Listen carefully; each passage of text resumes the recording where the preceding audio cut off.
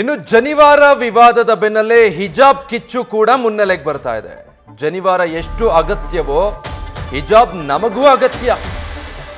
ಹಿಜಾಬ್ ಹೋರಾಟಗಾರ್ತಿ ಆಲಿಯಾ ಅಸ್ಸಾದಿ ಈ ರೀತಿ ಪೋಸ್ಟ್ ಹಾಕಿದ್ದಾರೆ. ಜನಿವಾರದಿಂದ ಪರೀಕ್ಷೆ ಬಹಿಷ್ಕರಿಸಲ್ಪಟ್ಟ ಬ್ರಾಹ್ಮಣನ ನೋವು, ಹಿಜಾಬ್ನಿಂದ ಪರೀಕ್ಷೆ ತಪ್ಪಿಸಿಕೊಂಡವರ ನೋವು ಎರಡು ಒಂದೇ ಅಲ್ವಾ? ಜನಿವಾರವನ್ನ ತಡೆದ ಅಧಿಕಾರಿಯನ್ನ ಸಸ್ಪೆಂಡ್ ಮಾಡಲಾಗಿದೆ. ಹಿಜಾಬಿಗಳಿಗೆ ಕಾಲೇಜ್ ಗೇಟ್ ಬಂದ್ ಮಾಡಿದವರಿಗೆ ಶಿಕ್ಷೆ ಆಗಿಲ್ಲ. ಹೀಗಂತ ಎಕ್ಸ್ನಲ್ಲಿ ಹಿಜಾಬ್ ಹೋರಾಟಗಾರ್ತಿ ಆಲಿಯಾ ಆಕ್ರೋಶ ವ್ಯಕ್ತಪಡಿಸಿದ್ದಾರೆ. ಸಿಇಟಿ ಪರೀಕ್ಷೆ ಬರೆಯೋದಕ್ಕೆ ಹೋದಾಗ ಈ ಜನಿವಾರ ಹಾಕಿದ್ದ ಕಾರಣಕ್ಕೆ ವಿದ್ಯಾರ್ಥಿಗೆ ಏನು ಪರೀಕ್ಷೆ ಬರೆಯೋದಕ್ಕೆ ಬಿಡಲಿಲ್ಲ. ಅದು ರಾಜ್ಯದಲ್ಲಿ ತೀವ್ರ ಚರ್ಚೆ ಮತ್ತೆ ಆಕ್ರೋಶಕ್ಕೆ ಕಾರಣ ಆಗಿತ್ತು. ಆ ಘಟನೆ ಬೆನ್ನಲ್ಲೇ ಈಗ ಅದು ರಾಜಕೀಯ ಸ್ವರೂಪವನ್ನು ಪಡೆದುಕೊಂಡು ಚರ್ಚೆಗೆ ದಾರಿ ಮಾಡಿಕೊಟ್ಟಿತ್ತು. ಹಿಜಾಬ್ನ ವಿಚಾರ ಮತ್ತೆ ಮುನ್ನೆಲೆಗೆ ಬರ್ತಾ ಇದೆ.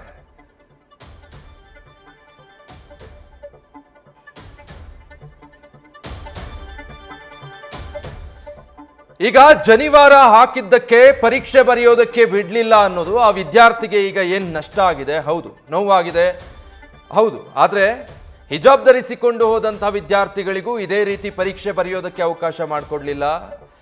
ಶಾಲೆ ಅಥವಾ ಕಾಲೇಜಿನ ಗೇಟಿಂದ ಒಳಗೆ ಬಿಡಲಿಲ್ಲ. ಆ ವಿದ್ಯಾರ್ಥಿಗಳದ್ದು ಇದೇ ನೋವು ತಾನೆ, ಅವ್ರಿಗೂ ಇದೇ ನ್ಯಾಯ ಸಿಗಬೇಕು. ಹಾಗಿದ್ರೆ ಈಗ ಈ ಜನಿವಾರ ತೆಗೆಸಿದಂತಹ ಅಥವಾ ಅದನ್ನು ತಡೆದಂತಹ ಅಧಿಕಾರಿಯನ್ನ ಸಸ್ಪೆಂಡ್ ಮಾಡಿದ್ದಾರೆ. ಅಧಿಕಾರಿಗೆ ಈಗ ಶಿಕ್ಷೆ ಆಗಿದೆ, ಅಂದರೆ ಸಸ್ಪೆಂಡ್ ಮಾಡಿದ್ದಾರೆ, ಕ್ರಮ ಕೈಗೊಂಡಿದ್ದಾರೆ.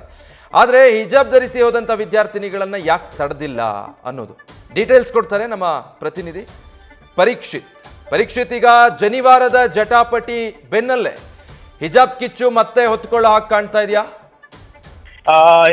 ಅದಕ್ಕೆ ಕಿಚ್ಚು ಮತ್ತು ಈಗ ಆಕ್ರೋಶಗಳು ಒಂದೊಂದಾಗಿ ಬರುವಂತ ಸಾಧ್ಯತೆ ಇರುವಂತದ್ದು. ಯಾಕಂದ್ರೆ ಸದ್ಯಕ್ಕೆ ಈ ಯಾರು ಹೋರಾಟ ಮಾಡಿದವರು ಹಿಜಾಬ್ ಬಗ್ಗೆ ಅವ್ರು ಸದ್ಯಕ್ಕೆ ಯಾರು ಉಡುಪಿ ಜಿಲ್ಲೆಯಲ್ಲಿ ಇಲ್ಲ, ಅವ್ರು ಕೇರಳ ಬಹಳಷ್ಟು ಅಂತ ಜಿಲ್ಲೆಯಲ್ಲೇ ಇರುವಂತದ್ದು. ಹಾಗಾಗಿ ಸದ್ಯಕ್ಕೆ ಟ್ವಿಟರ್ ಮೂಲಕನೇ ಎಕ್ಸ್ ಮೂಲಕನೇ ಈಗ ಆಕ್ರೋಶವನ್ನು ಹೊರಹಾಕ್ತಿರೋದು. ಆ ಸಮಯದಲ್ಲಿ ನಮ್ಗೆ ಪರೀಕ್ಷೆಗೆ ಅವಕಾಶ ಕೊಟ್ಟಿಲ್ಲ, ಆದ್ರೆ ಹಿಜಾಬ್ ಕಾರಣಕ್ಕೆ ಮುಸ್ಲಿಂ ಹೆಣ್ಮಕ್ಳ ನೋವು ಒಂದೇ ಅಲ್ವೇ ಆ ರೀತಿಯಲ್ಲಿ ಪೋಸ್ಟ್ ಮಾಡ್ತಾ ಇದ್ದಾರೆ. ಇನ್ನೊಂದ್ ಕಡೆ ಬ್ರಾಹ್ಮಣ ಸಮಾಜದ ಕೂಡ ಆಕ್ರೋಶ ವ್ಯಕ್ತಪಡ್ತಾ ಇರುವಂತದ್ದು. ಸದ್ಯಕ್ಕೆ ಯಾವ ಮುಖಂಡರು ಕೂಡ ಸದ್ಯಕ್ಕೆ ಮುಂದೆ ಬಂದಿಲ್ಲ, ಆದ್ರೆ ಟ್ವಿಟರ್ ಮೂಲಕ ಈಗ ಆಕ್ರೋಶವನ್ನ ಹೊರ ಹಾಕ್ತಾ ಇದ್ದಾರೆ ಆಲಿಯಾ ಅಸ್ಸಾದಿ.